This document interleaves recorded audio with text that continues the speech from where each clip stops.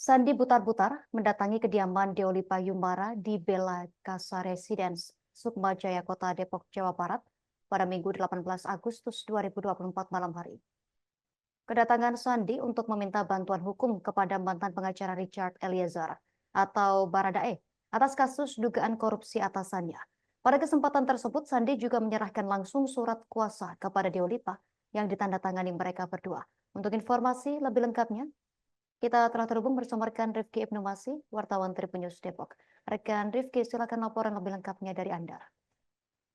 Baik rekan Distina dan Tribuners dimanapun Anda berada, anggota pemadam kebakaran atau Damkar Depok bernama Sandi Butar-Butar mendatangi kediaman Deolipa Yumara, mantan pengacara dari Baradae, di mana kedatangan Sandi ini untuk meminta bantuan hukum kepada Deolipa terkait dugaan kasus korupsi yang ada di Dinas Pemadam Kebakaran Kota Depok. Seperti yang kita ketahui, sebelumnya memang Sandi Butar-Butar sempat viral dalam aksinya melakukan room tour terhadap sarana prasarana atau sarpras yang rusak di UPT Damkar Cimanggis Kota Depok. Bahkan aksi yang dilakukan Sandi tersebut juga menjadi salah satu isu perbincangan nasional, di mana banyak peralatan-peralatan yang digunakan anggota Damkar Depok tersebut rusak, seperti gergaji mesin dan rem tangan pada mobil pemadam kebakaran. Untuk menindaklanjuti hal tersebut, Sandi meminta bantuan kepada Deolipa untuk melaporkan dugaan adanya korupsi di instansi yang menjadi tempat kerjanya.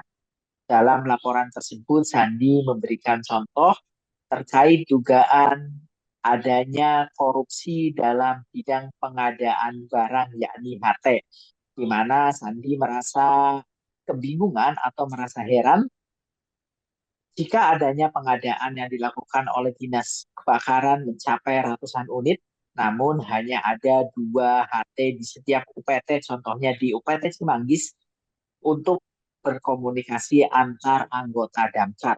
Alhasil saat terjadinya insiden kebakaran di wilayah Kota Depok, Sandi dan rekan-rekannya terpaksa menggunakan HP pribadi. Tak jarang HP pribadi itu rusak hingga akhirnya rusak karena terkena air hingga akhirnya harus ganti.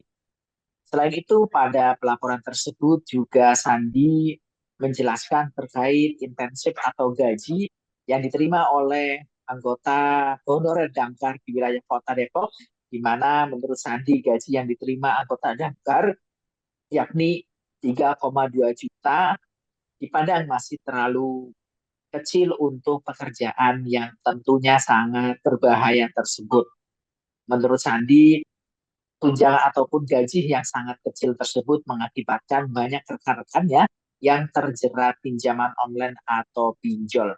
Menanggapi laporan Sandi tersebut, pengacara kondang Deolipa akan mendalami bukti-bukti yang dibawa Sandi dan akan melaporkan dugaan kasus korupsi tersebut ke Kejaksaan Negeri atau Kejari Kota Depok.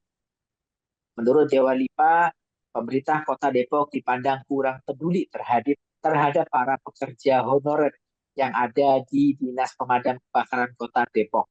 Misalnya Sandi sendiri sudah bekerja selama 10 tahun, namun statusnya masih honorer dan gajinya masih di bawah UMR Kota Depok.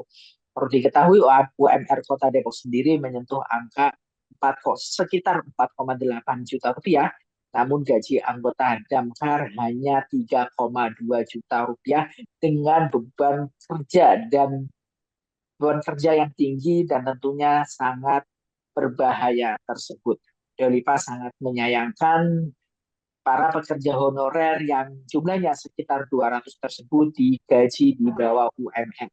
Demikian rekan Justina yang bisa saya sampaikan langsung dari Kota Depok, Jawa Barat, kembali ke studio.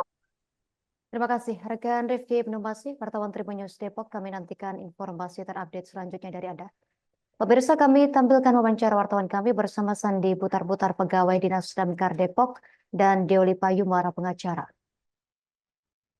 kita udah menderita beberapa tahun atau segala macam, kok nggak ada penindakan, enjoy aja. Apakah ada backup tertentu, ada oknum yang mungkin dibayar seperti itu. Bang, Karena- poin-poinnya aja Bang, yang poin-poin dugaan korupsinya di apa aja Bang tadi? Kayak Realnya. misalnya perawatan itu jelas kalau udah ada total anggarannya gitu. Terus juga kayak misalnya pengadaan, saya nggak ngebahas pengadaannya itu berapa, tapi yang kita bahas itu misalnya di Sirupel KPP TA tahun sekian, misalnya pengadaan HT totalnya 140, tapi fakta lapangannya itu yang dibagikan ke anggota itu berapa, sisanya itu kemana, itu yang kita pertanyakan, itu seperti itu. Berapa sih yang dibagikan? Ya kalau untuk fakta lapangan dicek aja Mbak, gitu kan, kita siap kok. Kayak misalnya di Cimanggis HT-nya itu cuma ada 2 biji.